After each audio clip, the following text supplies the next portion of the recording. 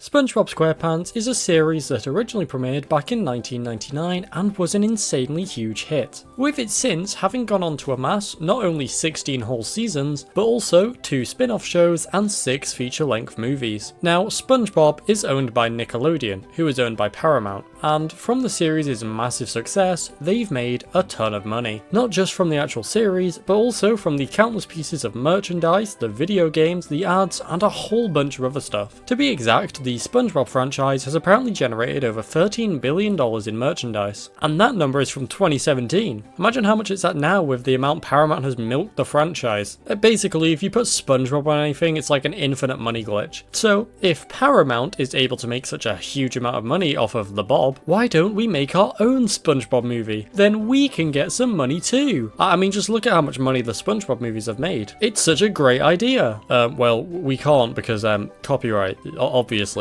As I'm sure you're all aware, since Paramount owns SpongeBob, no one except them can use him without their permission, unless it falls under fair use, which I mean is how this and all my other SpongeBob videos exist, and also how any SpongeBob video on YouTube exists. I'm not going to go in depth on copyright law because fuck me, we'd be here for hours, but basically, you and I can't make a SpongeBob movie because it's illegal. However, some people still do. Obviously, regardless of the law, some people still want a piece of that SpongeBob pie, even if the pie is owned by Paramount. This doesn't just apply to SpongeBob also. Any popular thing, people will try and use to get money. And this issue is incredibly prevalent in, well, many countries around the world. But a very notable one, especially for this video, is Iran. This is because, I mean, if you tried to do this in the US, for example, it'd be really easy for Paramount to just hit you with a DMCA takedown or just sue you. However, according to Circular 38A of the US Copyright Office, Iran has no official copyright relations whatsoever with the United States. And to put it simply, over there, international works for the most part are essentially just not protected, so you could do whatever you want with them. This has led to many bootleg Persian versions of movies or shows being made.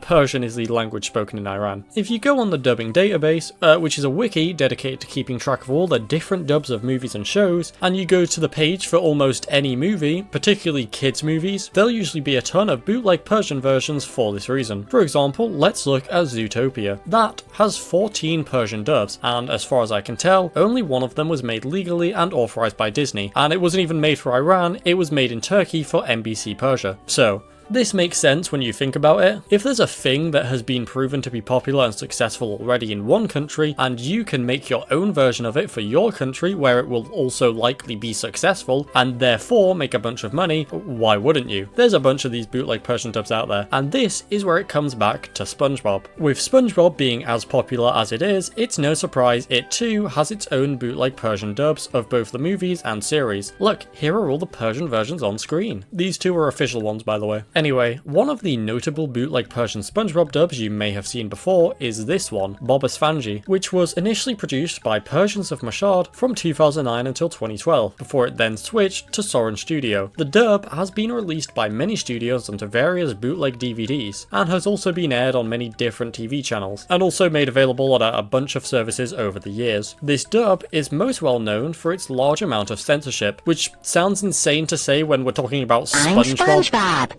You know, an incredibly kid-friendly show. You may have seen that one clip where Sandy has been poorly edited to be wearing a dress. Well, that came from this dub. Scenes from the series, which featured characters in bikini-like outfits, were censored because of the fact that Iran goes by the laws and values of Islam, and this sort of clothing is considered unorthodox. The censorship here is pretty poorly done, as you can see from the footage on screen. The dress looks out of place because, for whatever reason, it doesn't have an outline, so it stands out from everything else in the show that has an outline. There appears to be 3 ways they'd censor the show. First, by cropping or simply just removing the footage to just not show the bikinis on screen. For example, in Sponge Out of Water, many scenes were cut because they featured bikinis, which makes sense because in the film, once they go on land, they're on a beach, so there's obviously going to be a lot of people in bikinis, and this resulted in the Persian version of the film being 6 minutes shorter than the regular version. An example of the cropping comes from the episode Tea at the Tree Dome, where we can see the footage as being cropped and stretched to fill the screen as to not show Sandy's outfit, which looks absolutely awful, somehow even worse than the dress. The second is by editing out bikini tops by simply having them be blurred, pretty poorly might I add. Oh, won't somebody please think of the children? And then third is the dress design we just saw. Now, many scenes were removed from this version of the show, which isn't great. I mean, ideally, you wouldn't want that to happen. However, something you would probably want removed from places, especially the internet, is your personal information. Well, fortunately, this video is sponsored by Aura. So if you didn't know, there are a whole bunch of companies known as data brokers who make money off of selling your important data to marketers, scammers, or sometimes even stalkers, which is quite bad. And what's worse is that they do this without your consent, and they also make billions of dollars from doing this. But fortunately, legally, they're required to remove your personal information if you request them to. However, as you'd expect, because of that, they make the process of doing this as incredibly confusing, drawn out, and convoluted as possible. But luckily, this is where Aura comes in. Aura will take care of this hard process for you and automatically remove your information from these sites. And best of all, that's not even all Aura does. Aura is all-in-one digital security. Aura will send you an alert if your personal information is found on the dark web. It's also a VPN, a password manager, an antivirus, and so much more. And guess what? I have a great offer for you. You can try Aura free for 14 days at aura.com/OscarByrne and see where your data is being exposed and sold. Just click the link in the description or scan the QR code on screen. Now back to the video. This dub wasn't actually the only SpongeBob related thing they made, as in 2017 they would release their own SpongeBob movie that they animated themselves. Mostly. You could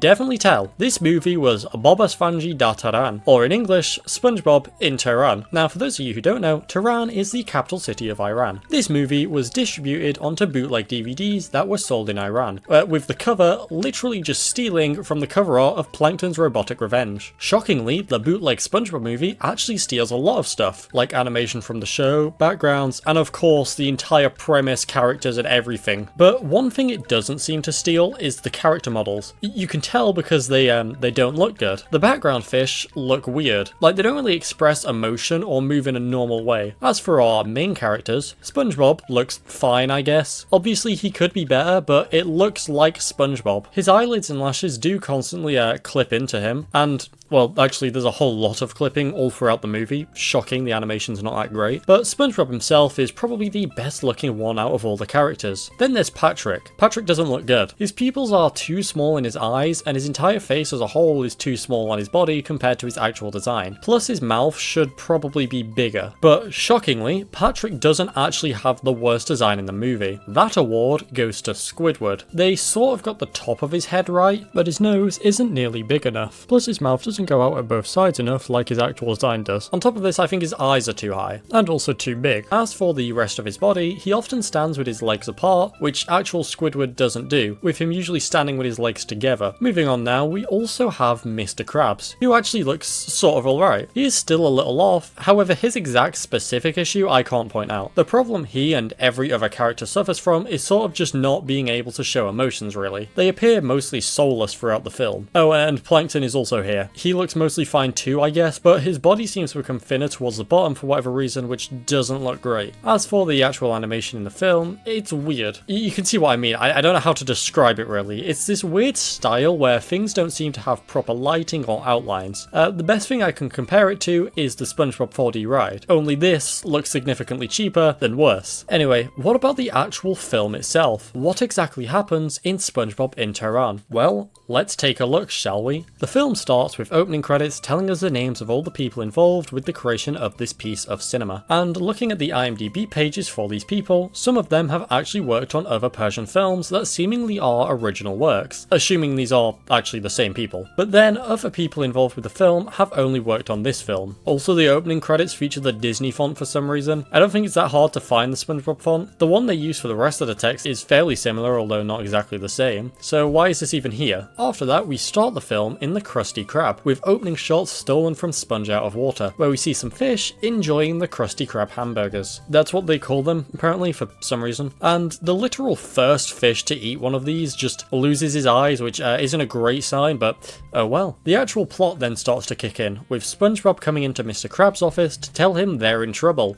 He doesn't tell him specifically why they're in trouble, and when he's asked, he for some reason dances around what the problem is and just won't tell him. But eventually, he reveals that they've run out of the Krusty Krab secret burger sauce. Oh no! Mr. Krabs' reaction to this is, naturally, to lock down the Krusty Krab. He and SpongeBob then check the basement to see if there's any sauce left, which I mean, mean, it feels like it would have been a better idea to do that first before, you know, locking down the building, but okay. They then find that there really is zero sauce left. It's over. The customers are upset. They want their Krusty Krab hamburgers, and Mr. Krabs then puts the building into lockdown a second time, and then he sucks up all the customers with a big tube. The customers, who despite complaining, seem to have burgers which they're actively eating. I thought that they ran out of the sauce so they couldn't make the burgers. So how did these get here? Mr. Krabs then finds a film reel about how to make the secret sauce. Oh yeah, also Patrick's here now. Squidward then prepares a cinema. You remember the Krusty Krab cinema? And they watch the film in it. The film starts with a media offline screen.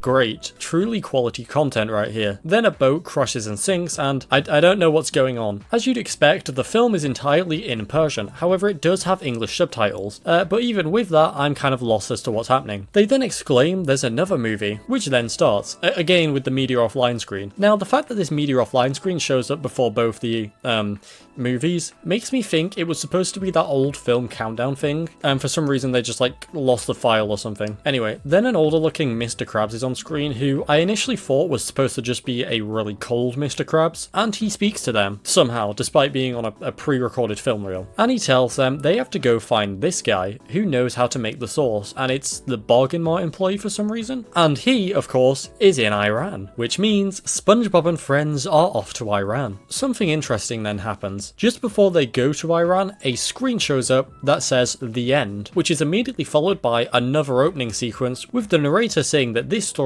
is, yay, they reached Tehran, and the entire film is split up into parts like this, having 4 in total. This makes me think these may have been aired on TV alongside the bootleg dub as individual episodes that all have one continuous story, and for whatever reason, it's still split up like this for the DVD release. This next part, or episode, or whatever, then predictably starts with the gang landing in Tehran, which I guess is also just underwater. This leaves the Krusty Krab empty, and so Plankton uses this as an opportunity to try and steal the secret formula. When we first see Plankton, it's just an actual clip from the series stretched to widescreen and also poorly dubbed over, which feels like a weird choice, especially when it then later switches to the weird 3D animation again next time we see him. Also, they keep switching between shots from the series and shots from Sponge Out of Water, which is quite jarring since there's a clear difference in quality between the movie shots and the series shots, given the difference in budget, and so they look out of place being put next to each other. We then cut back to the gang in Tehran, and Mr. Krabs isn't there with them. He's just somewhere else, I guess. They're waiting for a taxi, and then this guy picks them up. The movie then cuts back to Plankton, who is attempting to shoot the Krusty Krab with the tank he had in Sponge Out of Water. This movie really steals a lot from Sponge Out of Water. You're gonna see that even more as we go on. However, he accidentally blows himself up and launches himself at the Krusty Krab. Meanwhile, the gang are stuck in traffic. Absolutely thrilling stuff. I'm sure this would be relatable and hilarious to me if I had ever actually been to Tehran or even driven a car, and I'm sure the target audience of children found this relatable. There's also this one part where SpongeBob's like, Patrick, come look at this cool car, and then the camera zooms out to show the literal same car they're in. I assume he's referring to this one, but for whatever reason, the focal point of the shot is on this one. Going back to Plankton, and I know it seems like we're constantly switching from Tehran to the Krusty Krab every 10 seconds, but that's genuinely how the film is paced, and I need you to experience that. We'll get like 30 seconds of Plankton, then 30 seconds of the gang, then it's back to Plankton. It's so fast paced, which really is actually probably great for kids, especially now. So Plankton now realizes the Krusty Krab is closed, which he apparently hadn't already realized, and so he's like, now I'll get the formula, which he was already actively trying to do. Also, for whatever reason, whenever he blinks, it makes the entire screen flicker, and this is an issue that persists throughout the film with multiple characters. For your viewing pleasure, I'm going to edit around it and cut out the flickers because no one wants to watch that, but just something to note that happens through the whole film. Plankton then manages to get into the safe by using the hiding in a penny trick he did in Sponge Out of Water. However, this doesn't make sense here. You see, in Sponge Out of Water, we see Plankton give Mr. Krabs the penny, and Mr. Krabs put it in the safe. However, here there was just no setup to this. He just has a little entrance to the safe, which for some reason has him come up out of a hole rather than coming out the penny. But this begs the question of, why did he try using a tank if he already had this little entrance? It seems to me that whoever made this movie had only seen Sponge Out of Water and is using only that for inspiration. Plankton then then gets the formula and a rope appears, which he then pulls and it drops a pre-recorded message from Mr. Krabs. And with that, we cut back to Tehran, where they're still stuck in traffic. We see Patrick and SpongeBob admire the Azadi Tower, which is a real landmark in Tehran that opened back in 1972. And then it's back to Plankton. Oh, okay then. Plankton's upset because he's been defeated by Mr. Krabs and the formula was fake. As he cries, he is hit by a newspaper, with the newspaper reporting about how Patrick, Squidward and SpongeBob have gone off to Iran for the formula, which gives Plankton the idea to also go off to Iran so he can get it first. Meanwhile, in Tehran, the gang is still stuck in fucking traffic. The last like 4 scenes of them have been them sitting in traffic. We could have just had the scenes of Plankton without cutting back to the traffic, and it would have been so much better for multiple reasons. Speaking of Plankton, he flies his plane from, guess where, Sponge out of water, to Tehran, and runs out of gas, so jumps out with his parachute. And the flickering is still here and somehow worse. I genuinely have no idea what it is causing this. SpongeBob, Patrick and Squidward then finally get out of the traffic and arrive at their hotel. And with that, the second episode ends, which means that entire episode was just traffic scenes and Plankton shenanigans. The next episode is called Eat Eat. You'll never guess what happens in it. Patrick has laid out a plan of the exact times they'll be doing things, which is very out of character for him. However, his plan consists entirely of visiting various food places, which is in character for him. Also, Squidward's now wearing a shirt with the guy they're looking for on it. The gang then go visit a bunch of food places, and that's all they do. All day. They eat food. After wasting a whole day, the following day, they then return to the same restaurants they had already gone to yesterday, and ask the staff if any of them have seen the guy they're looking for. Which, like, why didn't they do this yesterday when they were there? They just wasted a day. And I mean, even though they didn't explicitly ask the staff if they'd seen the guy, Squidward was literally wearing him on his shirt with text on the picture that I assume says something along the lines of "we're looking for this guy" or something. I don't speak Persian. So you'd assume if they did recognize the guy, they'd have already said, "Hey, why is that guy on your shirt? I know him." Especially since they literally acknowledged the shirt in one scene. But on the positive side, this isn't even a bad idea for where to start searching, I guess. The guy who has the secret sauce formula would likely be in some sort of food establishment, given the fact that the only thing we know about him is food related. They ask at every restaurant, but none of them have seen this guy. And we have made literally no progress this whole episode. The plot has not advanced at all in any way. Then they get back to the hotel and then the episode ends. Brilliant. That entire section was completely pointless. It was just them eating food and then asking a bunch of people if they know the guy, and they don't. It could have been cut out the film and it would have made zero difference. This wasted a good 9 minutes, by the way, and with the film only being 43 minutes long, this was literally like 21% of the runtime. Episode 4 is titled The Police Enters and starts with this detective guy showing up, who they called to help them, and he looks completely out of place here. He does not fit into this world at all. He's able to figure out that the guy is a chef and that the picture was taken in the kitchen and that they need to go to a football game to find him. But how exactly did he figure this out? Well, because it was written on the back of the fucking photo. The photo that they've had this whole entire time had text on the back that none of them noticed or read somehow. They then try and get a bus and fail. Then the detective guy explains to them how to get a taxi, which like they already got a taxi earlier in the movie. I think they know how to get a taxi. They then, after explaining how to get a taxi, get on a bus to go to the game. Whilst on the bus, they talk about potholes. Fascinating. I'm sure all the Iranian children watching this were thrilled when SpongeBob SquarePants talked about potholes. They then get to the game and sit down to watch it. However, we never actually get to see any football be played. I guess that would be too hard to animate, so it's just crowd shots and also this commentator guy. Damn,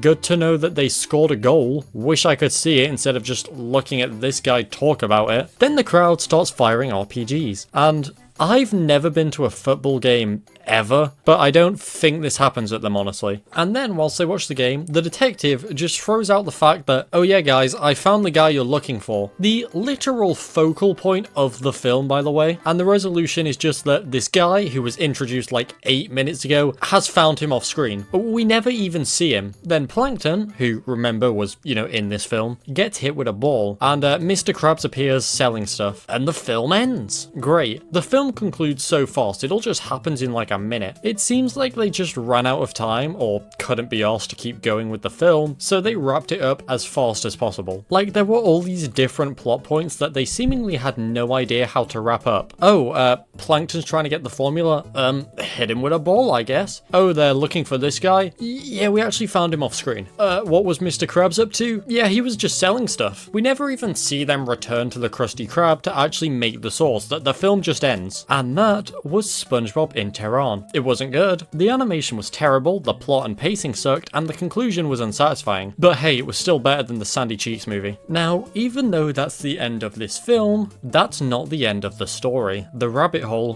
goes deeper. You may have noticed the runtime of this video, and well, we're not done with weird Persian SpongeBob shit yet, because as it turns out, SpongeBob in Tehran was successful enough to become a series of movies, and there are actually 4 or 5 of these films. I'll get into why it's either 4 or 5 when we reach the third film in the franchise, because the reason relates to that film. But for now, let's move on to the second movie in the series, I guess. This one is SpongeBob in Iran 2: Foreign Buddies. And well, it certainly is interesting, I'll say that. The further down the rabbit hole we go, the more bizarre the contents are going to get. SpongeBob in Iran 2 was released in, apparently, according to places like IMDb, 2020. However, I don't think that's accurate, because the first film came out in 2017, and the third released in 2018. So it wouldn't make sense for this one to have released after the first film, and we know the first one definitely came out in 2017 because, well, it's on the cover. So I'd say this probably released in either 2017 or 2018. Yeah, shockingly, there's not a lot of concrete information surrounding these movies, which I suppose makes sense given both the nature of the film's existence and also the language barrier. Now, I want you to take a moment and try to guess how this film starts.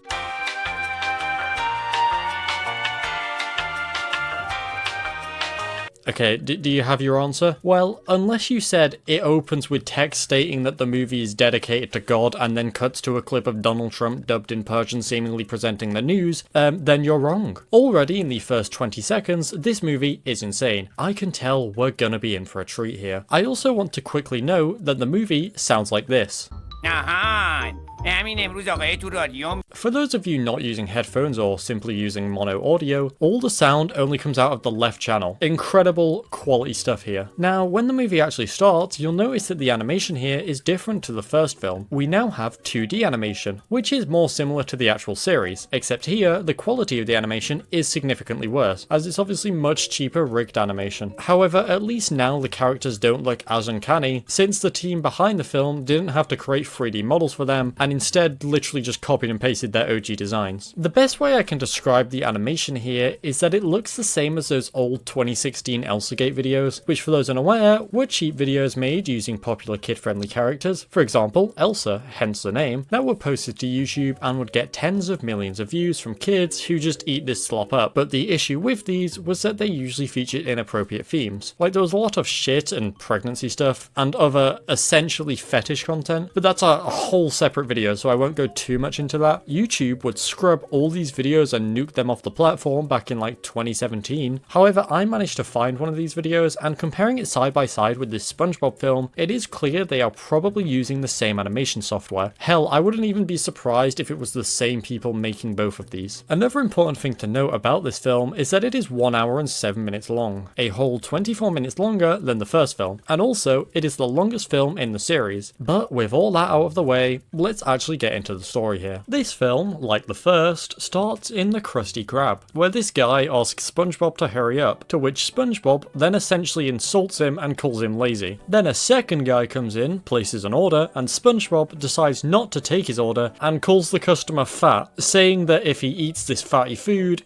he will have a stroke and die. And everyone who has to carry his coffin will experience back pain because he's such a fat fuck. SpongeBob's, for some reason, just being a dick to all the customers, which is not like him at all. He would never do this in the show unless it was unintentional. Because of SpongeBob's behavior, he makes all the customers leave, which Mr. Krabs doesn't like because no customers means no money. And so he calls up Cheap Workers Trademark Copyright Registered Limited Company and Co. to hire some new employees. Meanwhile, SpongeBob and Patrick are chilling in this non-existent room with a TV in the Krusty Krab. They're watching some documentary which, of course, is about Iran, which SpongeBob really wants to visit because of course he does. He then goes to Mr. Krabs to ask for money so he can visit Iran, to which Mr. Krabs predictably says no and explains how he's not going to pay him because he gives him breakfast and lets him open the Krusty Krab and also other stuff. And the way he tells him this is like so mean. For some reason, everyone in this movie is such a prick. It's genuinely as if whoever wrote this has never seen the show. No one is behaving like they should be. SpongeBob is actively not working whilst at the Krusty Krab and also being a dick, and Mr. Krabs is just being overly mean to him. At least the first movie had the characters behave more like the ones in the actual show, even if some elements were off. This whole movie is so mean-spirited and the complete opposite vibe of actual SpongeBob. The ScumbBob wiki would have a damn field day with this. After SpongeBob leaves to go do some work, the news comes on, which is, again, presented by Donald Trump for some inexplicable reason, only now in fish form. I'm still unsure as to why Trump is the news presenter, especially when SpongeBob already has Perch Perkins as the Bikini Bottom news guy, and they could have literally just stolen him instead of going through the extra effort of drawing this whole new character. My theory as to why this decision was made is that whoever made the film just looked up some American news channel and watched it to see what the presenter looked like to use them in the film. And when they tuned in, they saw Donald Trump on screen in a suit, didn't understand what was happening because it's in a different language, and assumed, oh, that must be the news presenter. Anyway, Trump Fish talks about how there is war, floods, bloodshed, and also famine. And they actually show real footage of starving, malnourished children on screen. I'm gonna censor it because it's quite disturbing stuff.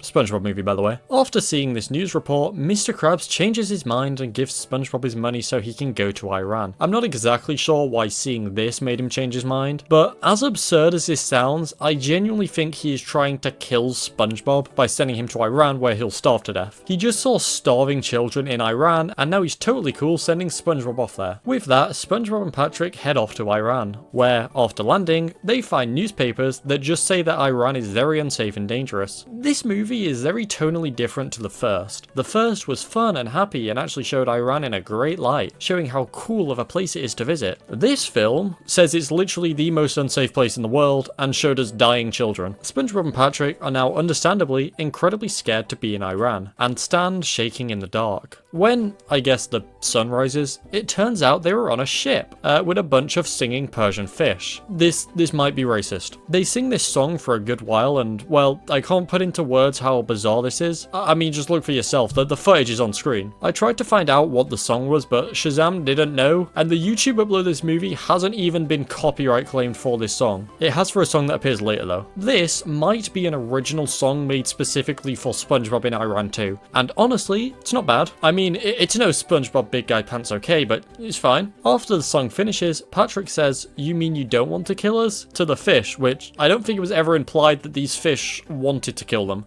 They were all just vibing to a song. Again, this might be racist. The fish tell them that they don't want to kill them, but SpongeBob and Patrick are still suspicious of them. Following this, they sit down to drink some tea, which Patrick purposely spills due to them thinking it may be poisoned. Also, they talk really loudly about how they think this guy might be evil, and he's like, there? Like he could definitely hear them. They keep bringing them more tea, which Patrick keeps spilling, until eventually the two of them decide to just drink it, with their reason not being because they no longer believe it's poisonous, but rather that they still think it's poisonous, and they just admire how much effort these guys are putting into trying to kill them. They just decide to die because, oh, they've made a lot of tea, that took a lot of effort, we might as well let them kill us. Luckily, however, the tea is not poisoned, and they actually end up really liking it. They then are given a whole bunch of food, including this, which looks like literal shit, and also a room to sleep in. Now, something I'm yet to mention is that throughout this whole film, SpongeBob and Patrick have really wanted to go visit the Greek ship, which is a real thing in Iran that was shown in the documentary from earlier. It's a big cargo ship which is beached on Kish Island in Iran and has been since 1966, with it having first been built in 1943. The two end up telling this guy they wanted to go to this ship, and he agrees to take them. What a nice guy. Even after all this, SpongeBob and Patrick still think the guy is a murderer, which begs the question of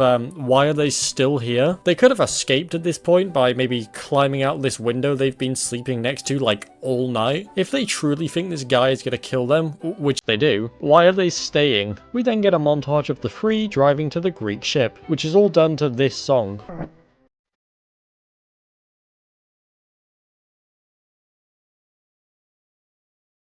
for some reason. This has nothing to do with SpongeBob, and also, it's in English. The whole film is in Persian. This song is in an entirely different language to the rest of the film. They make it to the Greek ship and take a selfie in front of it, and with that, Patrick decides it's time for them to die, since they've now accomplished their goal of visiting this boat in Iran. For some reason, there's a lot of references to death in this movie. The past like 7 minutes of the movie is just Patrick and SpongeBob talking about how this guy might kill them and how they might actually be okay with dying. It's weird too, because in some scenes, they're terrified of dying to the point of crying, and in others, they happily welcome death with open arms. SpongeBob asks the guy if he's a murderer, to which he says he is the killer of pearls. Basically, he reveals he harvests pearls from clams. It's like his job. The gang then return to the house, where Bob and Patrick sit and watch some random ass show, where we are given zero context as to what is happening in it. Oh yeah, another thing I'm yet to mention is that in this film, SpongeBob is simply just called Bob, but I'm still going to refer to him as SpongeBob since, well, that is his name after all. The TV then cuts to commercial with this eldercare ad that, according to the subtitles, is a parody of an Iranian ad which became a meme. This movie references memes.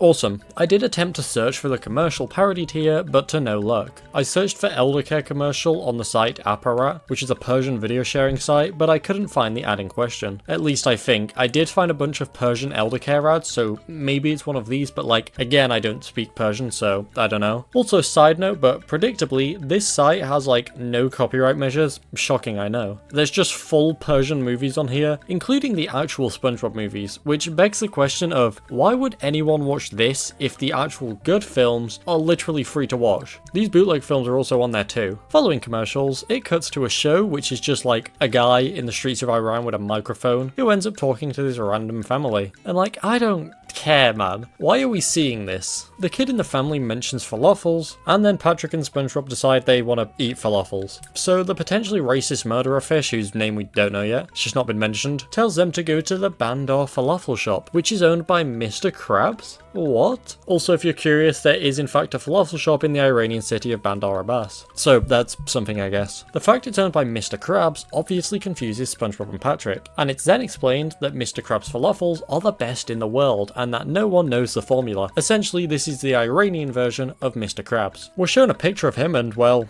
it's Mr. Krabs, but black. Certainly an interesting choice to say the least. The two point out the fact that he looks a lot like their Mr. Krabs, but just a lot more cheerful. Also somewhat unrelated, but I love the way Patrick says Bob. Bob.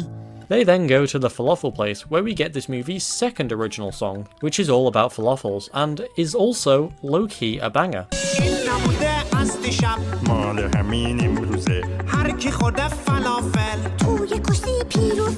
The music scenes may look insane with the way they're edited and animated and all, but the music itself is actually quite good. The two eat their falafels and enjoy them. This is where they meet Black Mr. Krabs, who goes on to state that his employees are leaving tomorrow to open their own falafel shop. This gives SpongeBob the genius idea to work at the falafel shop, since there's now an open position there, and he is immediately hired and given double pay every hour, as well as insurance, a place to live, and double the already double pay during holidays. Black Mr. Krabs is essentially the opposite of regular Mr. Krabs. Now, another thing I want to touch on is the background music in this film. Not only are the songs good, but I like the background music too. It does remind me a lot of royalty-free YouTube music, you know, stuff like Kevin MacLeod or The Green Orbs, but I weirdly like that kind of background music, and it definitely fits this movie's style with the animation and all. During what is presumably one of SpongeBob's first days on the job, this group of fish walk in who are apparently significant as Mr. Krabs points them out and asks SpongeBob to turn on some music. Also, Patrick is thirsting over this fish for some reason, who is then revealed to be the daughter of these two fish. And he drops some El Riz. This is when SpongeBob figures out Patrick's in love with this fish and pulls up the CCTV footage to see what the fish truly thinks of him. Turns out they think he's fat and stupid, which upsets him, so he calls up a tour guide to ask to do something which is sad.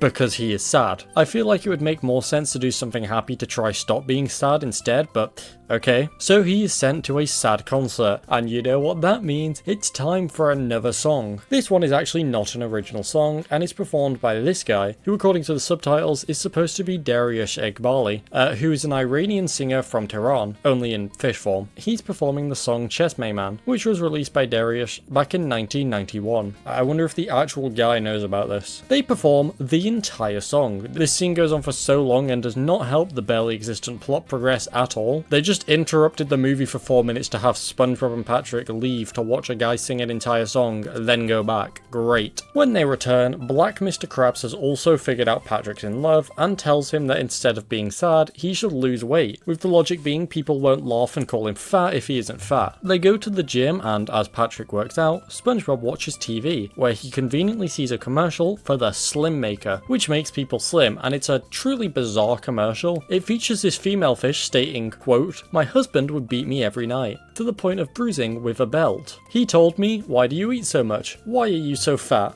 Until our neighbor Acadus introduced me to Slim Maker." Excuse me?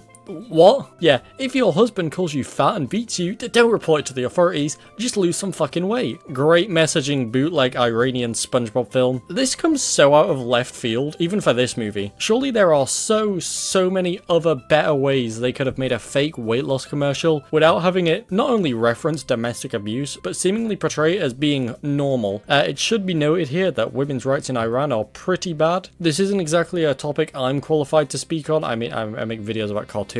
So I'm just going to read straight from Wikipedia. Quote, "As of 2023, per Georgetown University's Georgetown Institute for Women, Peace and Security, Iran ranks with an index score of 0.557 and is ranked 140th out of 177 countries for women's inclusion, justice and security. That's quite bad." Anyway, back to SpongeBob. They immediately call up the company to order the weight loss gel, where Patrick tells the woman on the phone he likes this girl, which I mean feels unnecessary. He could have just ordered the gel without explaining why. This is also like a miracle product, by the way. It promises to make you not fat in only 10 days with no exercise required, and you can even return it in 10 days if you're not satisfied. Seems too good to be true. They then see another conveniently timed commercial, this time seemingly for height increasing pills, despite the commercial never explicitly stating what it's for, and instead just having a tall fish walk down the street and instantly have a woman ask to marry him, which, I mean, seems a bit soon considering they just met. Like, all she knows about him at this point is that he is like 6 foot tall, and she's already ready to marry him on the spot. We then get more music over this bizarrely animated sequence in which Patrick uses weight loss gel and also consumes many drugs. As far as we're aware, he only ordered height drugs, which begs the question of what are all these he's eating? He takes so many drugs. The song here is also not original, instead being the one I mentioned earlier that caused a YouTube upload to be claimed. I think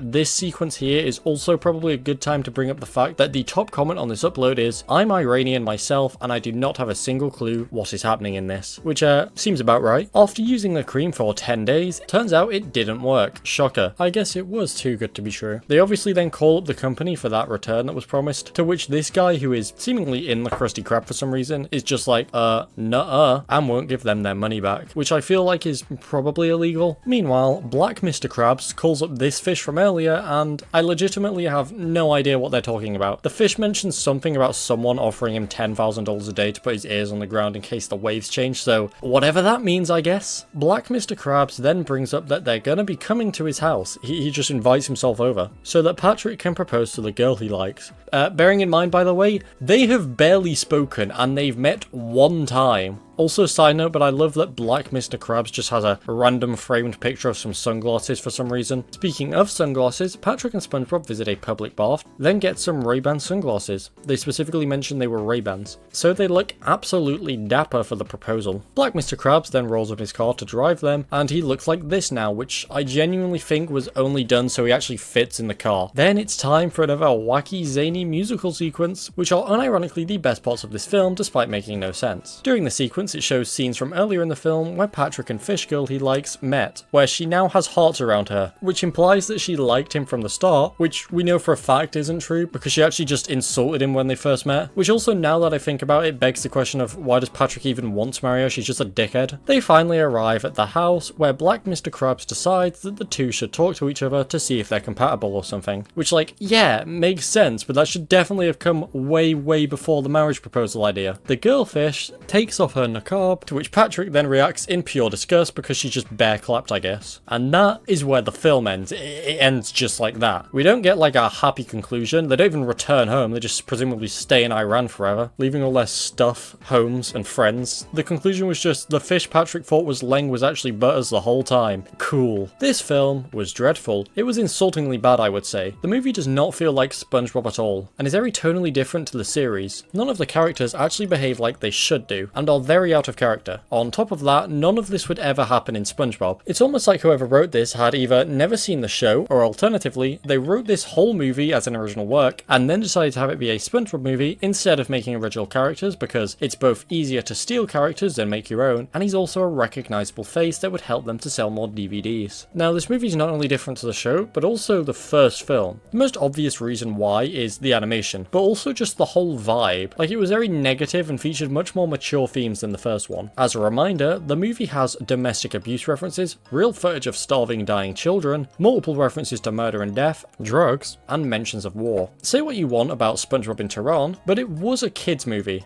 Not a good one, but it knew what it had to be. These movies are so different that I genuinely don't think they were made by the same people, despite it being a sequel. There's a lot of evidence for this, being, well, all the differences I just mentioned, but also this movie has credits, and looking at the names of the people involved, none of them were actually involved with the first one. So that means this is likely a bootleg sequel of a bootleg movie. There are multiple layers of bootlegging here. The OG bootleggers just got bootlegged by other bootleggers. Crazy. I mean, it makes sense, right? With the copyright laws being this bad, what's realistically stopping anyone just making a sequel? Whilst the first one is an Iranian original film, the SpongeBob franchise still isn't, so anybody can still make a SpongeBob movie. Also, like last time, I checked out the IMDb pages for those involved with the film to see if they'd worked on anything else, and well, the director has never directed any other films before or since, as far as we know, which is not surprising to find out, and same goes for the writer. As for actors, most of them have only been in this, however a few have been in some other Iranian films. A notable one being Sobhan Ekrami, who according to his IMDb page description, quote, is the first Iranian dubbing director and voice actor who worked with an international company as a voice director after the 1979 Iranian Revolution, and has apparently spoken for multiple actors as a dubbing actor, which I find interesting, at least assuming this is the same guy from this movie, and also assuming this IMDb page is correct. Oh yeah, I'm also going to be ranking these movies now because why not? SpongeBob in Tehran is in first, this is in second. And with that, let's move on to the third film in the franchise, which is very interesting due to some things surrounding it. This film is called SpongeBob in Iran, Save the Sibyl Gold, and it released in presumably 2018. It's interesting because this could be considered as two films, and that's because there are actually two different versions of it in existence. There's SpongeBob in Iran Save the Sibyl Gold, but then there's also Bobby and Bobo in Iran Save the Sibyl Gold. These two movies follow the exact same story in the exact same way, except one is SpongeBob and Patrick, and the other is Bobby and Bobo, who are like knockoff SpongeBob and Patrick. They seemingly created the entire movie with SpongeBob characters and places and things, then reworked it all to feature original characters and assets instead. We can tell because at random points in the film, they seemingly forgot to remove some SpongeBob stuff, so you'll briefly see a SpongeBob character appear. I'm not sure why they did this, or why did they just randomly start caring about copyright, especially when the entire movie was already finished. For the purpose of this video, I'll be using the SpongeBob version because, well, all the other films so far have featured the actual characters, and also it's the only one of the two I could find in 1080p, making it more visually appealing to look at. But before we get into the movie itself, let's go over some things that were changed between the two versions. Starting off with the characters. SpongeBob has become Bobby, who is very similar to SpongeBob, except he's slightly more green than him, he's missing his tie, he's oval shaped as opposed to square shaped, and he also wears glasses. Like all the time. I know SpongeBob sometimes wears glasses, but even then, Bobby's are round and his are square. Patrick has become Bobo, with him having his flowers removed from his shorts, and also having his head be wider and rounded off at the top.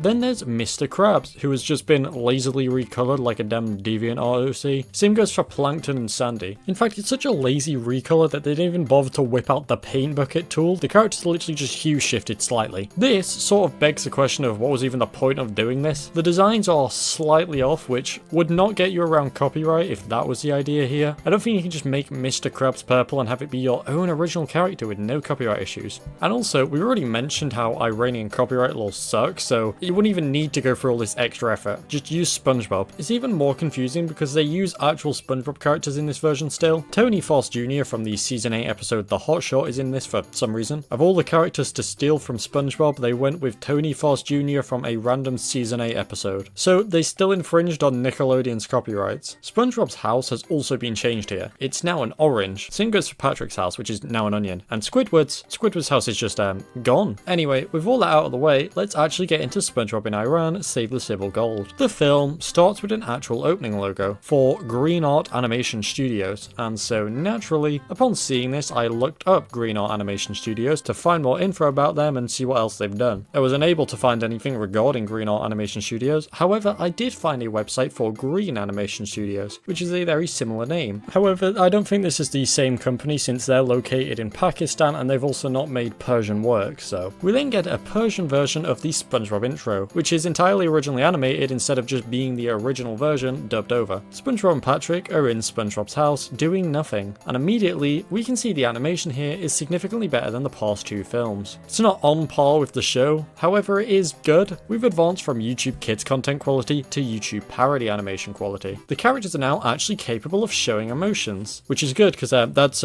generally quite important. And they also look more like how they do in the show. There's also like actual lighting and shading here which looks neat. SpongeBob's phone rings, which he then answers, and the caller is this fish called Gold Mustache who explains that he is the brother of Half Mustache, who's apparently SpongeBob's old friend. Gold Mustache needs SpongeBob's help because he's about to be sold by humans, so he wants SpongeBob to come rescue him. Now, where do you think Gold Mustache is? He's in Iran, of course he is. Which means SpongeBob has to go to Iran again. Oh, and Patrick's coming too. Now, to get to Iran, SpongeBob decides they need to use a spaceship, which feels more suited to go to space rather than Iran. I mean, it's in the name, but sure. Another thing I also want to point out about this movie real quick is that it seemingly doesn't steal from the show. Like, okay, it obviously does steal from the show, but I mean, it's all original drawings and stuff. Like, the other movies clearly stole backgrounds and stuff directly from the series, but here, the backgrounds are all original drawings. So for example, instead of using an image of Conch Street from the series, they've drawn their own, and the backgrounds actually look quite good. SpongeBob and Patrick then go to the Bikini Bottom spacecraft store, which exists, I guess, and the building is just like the Krusty Krab, but rotated and also purple. As you'd expect, the store is filled with various spacecrafts. Oh, and also Tony Foss Jr. is here. He works here for some reason. SpongeBob and Patrick look around and eventually choose a ship to buy. However, it is $1 million.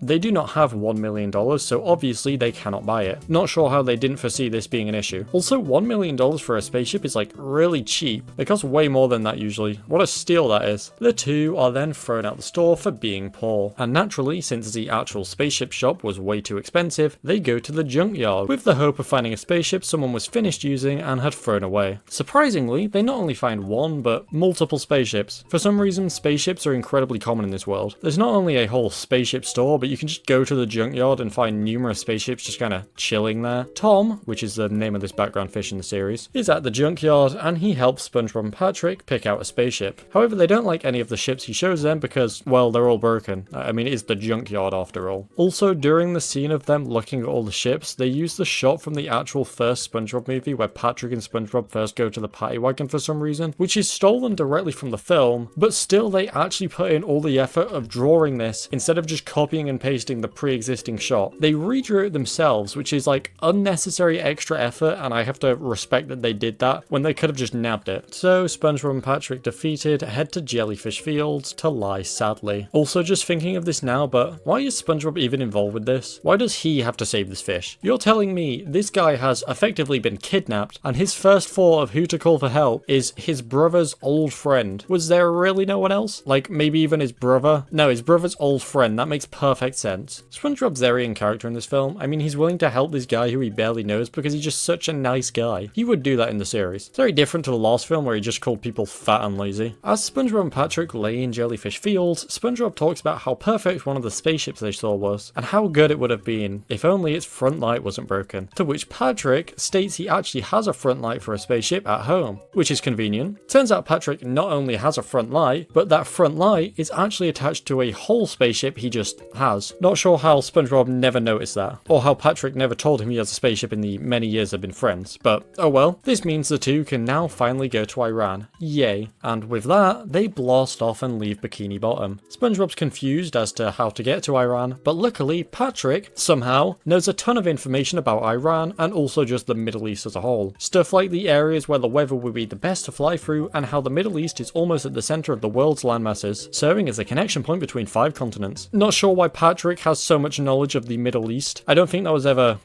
brought up in the show. And I also have no idea how he could have possibly even learnt all this information, but it's lucky he did, I guess. There's then a montage of the two travelling around the world, with them actually being on land this time, which is different to the other movies where Iran was also just a place under the sea. This is better, I think, because, it's actually accurate to real life, where Iran is in fact on land. Now, something notable about not only this montage, but the whole film, is that it's using lots of actual SpongeBob production music for the background, which makes it feel more like SpongeBob, and also it's something that the other two movies didn't do. The song used during the montage is Super Quick, which was composed by Daniel Jean Jeanin, and has appeared in episodes like The Fry Cut Games and Wet Painters. Some other notable songs used throughout the film are Hawaiian Breeze by John Jelmer,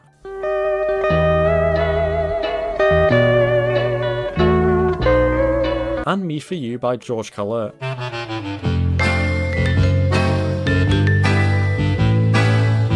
After that montage, the two finally arrive in Iran, with them being at the Azadi Tower in Tehran. They then enjoy some Iranian food, with the scene of them eating it also featuring an in-depth explanation on the dish. I'm not entirely sure it was necessary to do that. I don't know how many kids are watching SpongeBob to learn about traditional Iranian delicacies, but alrighty then. SpongeBob says it's the best thing he's ever eaten, which would technically mean this random Iranian food is better than the Krabby Patty. After enjoying their yummy food, they finally go off to save Golden Mustache. But they can't find the Malawi Square, which is where they're going, by the way. So they ask these random Iranian mice for directions, to which the mice proceed to just call SpongeBob and Patrick chopped and act like dickheads for no reason. So in response, Patrick uses this metal arm the spaceship has, I guess, to pick up the mouse and dangle him in the air before dropping him, and then they fly away. At this point, they still need directions since the mice were no help, so they go up to this bird to ask for them. This bird is animated in 3D. The 3D animated elements in this movie interestingly look similar to SpongeBob in Tehran, however I still believe this movie is once again done by a completely different company to both the first and second. So I guess multiple people in Iran had the same idea to make a movie about SpongeBob going to Iran at around the same time, which is an interesting coincidence. That or one person made a bootleg film where SpongeBob goes to Iran, and then other people saw it and made their own bootlegs of the bootleg film where SpongeBob goes to Iran. But anyway, back to the film. This bird is actually helpful and agrees to guide them to the Malawi Square. Patrick seemingly has a crush on this bird, and he does that face he did in the actual original SpongeBob movie from when Princess Mindy knew his name. And once again, it's not just a straight copy-paste from the film, they have in fact actually drawn their own version of it. We can tell by overlapping them and then turning the opacity down, and it doesn't line up with the original. They do this a lot throughout the film, that they'll steal drawings from the show and redraw them themselves, and it's not even like it's just traced, they redraw it entirely. With help from the bird, they make it to the Malawi Square, and the area where the fish stalls are. Now all they have to do is find Golden Mustache, so they ask some of the fish at the stores if they know him, where this fish then tells them he doesn't know Golden Mustache, but there's this guy called Turnip who could probably help them. So now they have to go find this Turnip bloke. As they search for him, their ship is grabbed by this horrific looking cat creature who's also wearing a fedora and waistcoat. I hate this guy's design. The 2D elements of this movie look alright, but the 3D ones, not so much. They really should just stick to 2D. He attacks them, but luckily, they're able to use the spaceship's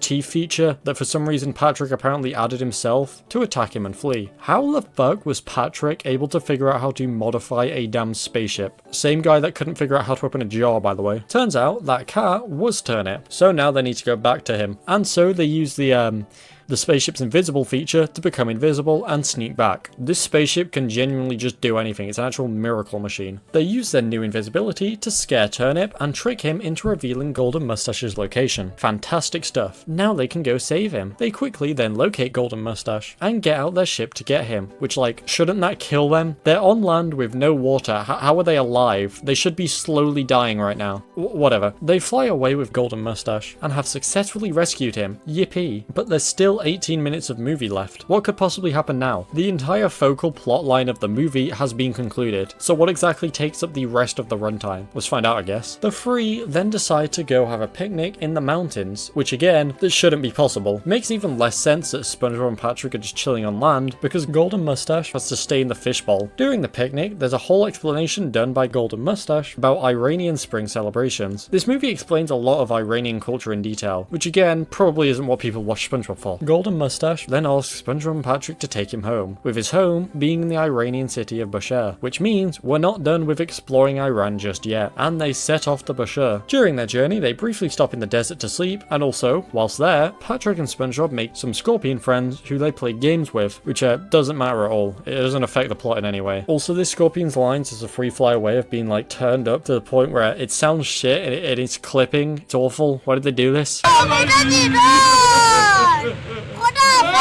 Following this, the three decide to visit some famous Iranian landmarks because, well, there's still more runtime to fill, where we get to learn some fun facts about the places. Oh boy. After all that, they return Golden Mustache home, and then they themselves also return home to Bikini Bottom, where SpongeBob shows Mr. Krabs, Squidward, Sandy and Plankton all his cool pictures from his Iran trip. Of course, everyone really wants to go to Iran after seeing this because everyone in every single one of these movies just really loves Iran. And so, the whole gang then go off to Iran and credits roll. Wow. That was certainly a movie that I saw. To be honest, it was definitely the best out of the three, goes top of the ranking. It wasn't good, but it was the least worst. It was the best animated and most accurate to the series. Interestingly, according to the YouTube upload of this movie, this version of the film remained unreleased for ages, which effectively made it lost media, until it was randomly uploaded by some Persian channel and marked as found. As mentioned earlier, it is very clear this was made by a different studio to the first two, one we actually have a name for being Green Art Animation Studios, given the difference in style and also how no one in the credits worked on any of the others. I did do research into the people who worked on this movie, and I was able to find the director's Instagram and also LinkedIn, with the LinkedIn featuring some of his other works that actually look pretty good. A definite improvement over this movie. That concludes our look into SpongeBob and Iran Save the Sibyl Gold, which brings us to the fourth, final, and most insane movie yet. Also definitely the lowest budget one in the series. Can you even call it a series? It's just 4 bootleg movies about the same basic thing, all made by different people. Whatever. Either way, this is movie number 4, and it's called SpongeBob in Chabahar, which, as you might have guessed, is a city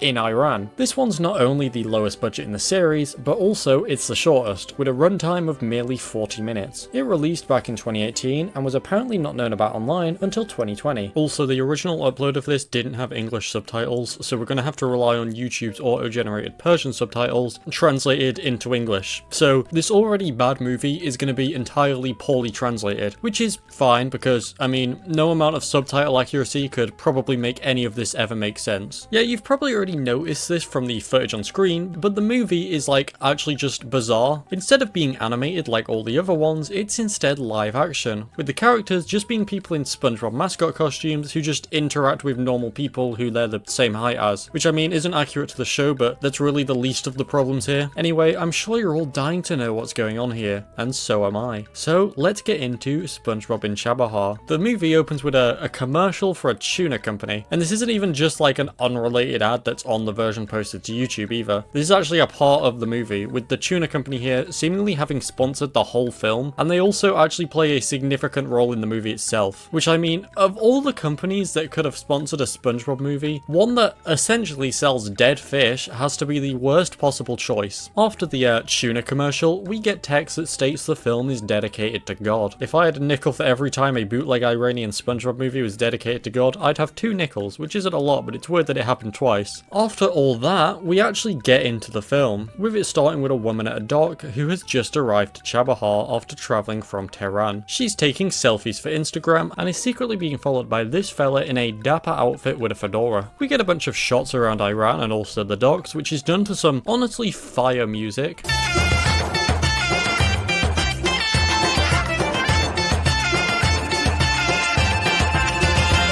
And then, as the woman takes another selfie, she spots the guy following her in the background of the picture. Turns out, this is her father who just wanted to know what she was up to, and he had apparently not only been following her in Chabahar, but he's secretly been following her all the way from Tehran. That is absurd. Do you understand how far Chabahar is from Tehran? That's some crazy commitment. The girl reveals to her father she's there to do research, and then, since he's now like 20 hours from home, he just goes with her, and the father and daughter walk walk away. At this point, we're already 6.5 minutes into this only 40-minute long SpongeBob film, and SpongeBob is yet to appear. It's just been this random-ass Iranian family. But then finally, we travel down into the ocean by the dock to Bikini Bottom, which I guess is located in Iran. This whole sequence under the water is bizarre, because they didn't do any of their own animation. It's all just a bunch of clips stolen from the actual show and films, mashed together to hopefully create some kind of story. And like, obviously the animation looks good, because it's just stolen, but they'll use completely unrelated shots that don't belong together. Like, it literally starts with an establishing shot of SpongeBob's house in daylight, then it's just instantly nighttime despite being daytime on the surface, and SpongeBob is sleeping. He then has a dream where Bubbles from Sponge Out of Water tells him to go to this like Iranian dock to save all the fish there, and the fish even talk to him in his dream, with it being that fish from the intro just poorly dubbed over. After this, SpongeBob goes to find Patrick to tell him they've gotta save the fish, and they then go find Mr. Krabs, with it also switching back to daytime, I guess, because they also need him to help save the fish. And I just have to really reiterate how poor the quality of this film is. They're literally just using completely random footage from the series, so the visuals on screen do not match anything that's happening in the film. In this scene, they're using footage from Patty Hype, specifically the Mr. Krabs I Have an Idea scene, which means SpongeBob, when telling Mr. Krabs about all these fish that need saving, randomly appears dressed as an angel. The film then just cuts to SpongeBob, Squidward, Sandy, Patrick and Mr. Krabs at the edge of the ocean from Sponge Out of Water, with Bubbles sending them to land, and then boom, they're on the Chabahar coast, and also Sandy and Squidward are gone. This is when it switches from the animation to the mascot costumes, which I honestly prefer in this film. These crappy, goofy costumes are far better to watch than whatever the hell that acid trip of a sequence we just saw was.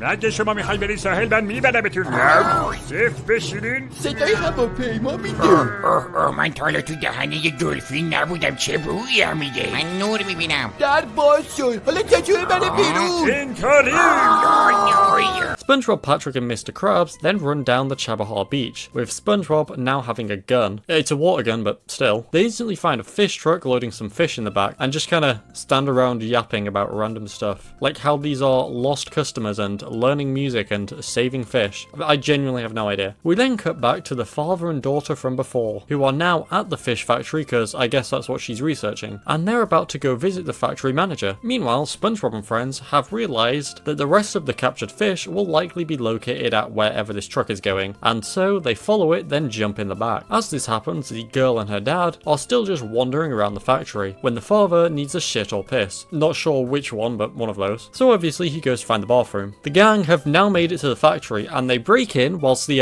Mission Impossible theme plays. This scene, much like the first scene with SpongeBob, is bizarrely edited and looks awful. Shots just like randomly zoom in mid-shot, and others just have completely unnecessary effects on them, like whatever's going on here. But anyway, after all that sneaking around, they encounter an open door, which they are able to go through, and boom, they're now inside the factory. All our main characters then finally meet each other, as SpongeBob, Patrick and Mr. Krabs come across the father and daughter, and surround them before tying them to chairs. This is something I've already said for literally every movie here, but they're just so out of character. Like, would SpongeBob really surround some innocent people, then tie them to a chair and point a gun at them? A water gun? I'm not sure if in the film this is actually supposed to be a weapon capable of harm, or if it really just is a water gun. The three seem to think this guy is the boss of the factory, so they want answers from him. Mr. Krabs then starts asking them for money because, you know, he likes money, to which SpongeBob reminds him they came to save all their fish friends. The girl is now panicked, and fair enough, these three bizarre creatures have just tied her to a chair, and she asks who they are, to which Patrick explains they're a music group who are going to give a concert. Sure, no idea where that came from. They then perform one of their songs, I guess, with it being a Persian SpongeBob song. I've no idea if this song was made by someone else and then stolen for this movie, or if the same people behind this movie also did this SpongeBob song, but either way, it's a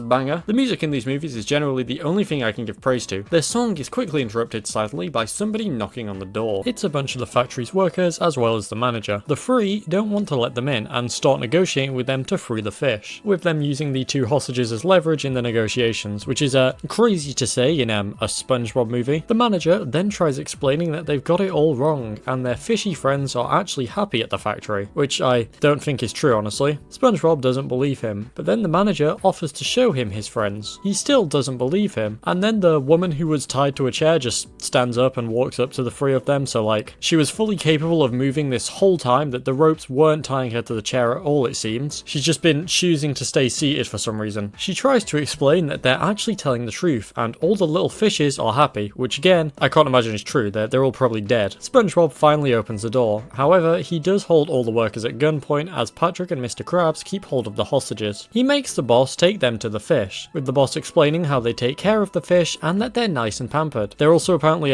just sleeping right now. Sure mate. Also, something I've kind of glossed over is the fact that, once again, SpongeBob's on land and is somehow just alive. Yeah, that makes sense. We then get a brief shot where some fishermen catch more fish, with the fish speaking to them and asking to get the net off, before it then just goes back to the factory to continue the tour. We see some more sleeping fish who are just snoozing before they're given a nice bath. Because the fish factory treats all the fish oh so well, they let the hostages go. The gang is then shown where the fish are washed and disinfected. The film from this point just kind of becomes a tour of this fish factory now. I imagine some kids sitting down to watch his new SpongeBob DVD, and instead of wacky adventures in Bikini Bottom, it's just how fish factories operate.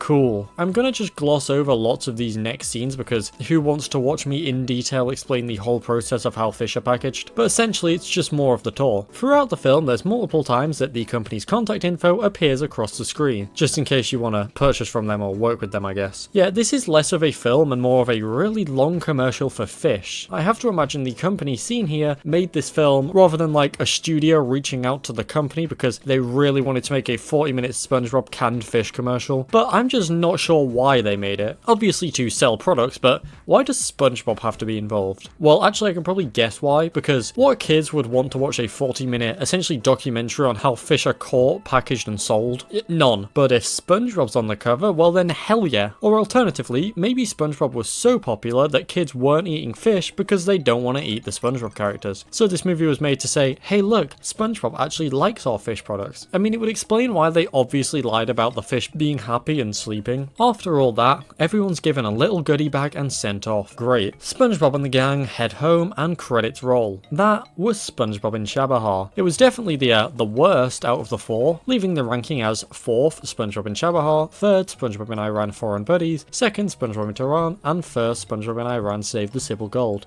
They all sucked by the way, just because one of them is in 1st doesn't make it good. It just means it's the best out of all these films that sucked. This one was genuinely horrendous, like it was not a movie. It was a fucking 40-minute commercial, and not only that, it featured SpongeBob holding a gun at people and taking hostages. Also, you can still buy the fish products from this film, and the company seems to be doing well, so I guess the movie did its job. That concludes the entire SpongeBob in Iran quadrilogy. Or does it? Well, yes, but that's still not all there is to talk about, as there was a 2-minute short released in 2020 known as the SpongeBob in Tehran COVID special, for some reason. I'm not entirely sure where this released, presumably it was just published online, and I'm also not sure why it was made, but it was, so let's talk about it. The designs here have been changed once again and look awful. SpongeBob looks particularly bad, his legs are just so wrong, they're too damn long. Squidward seemingly has COVID, and he sneezes on SpongeBob, which I guess gives him COVID. Then him, Patrick and Gary go out in the middle of lockdown, and SpongeBob's not wearing a mask, which I mean wasn't allowed I don't think. And SpongeBob is sent to hospital because he's infected with COVID. So the message was wear a mask. Cool. This appears to be a PSA telling people to wear their masks, as it ends with the flag of Tehran and a message to tell people to stay safe during some Iranian festival.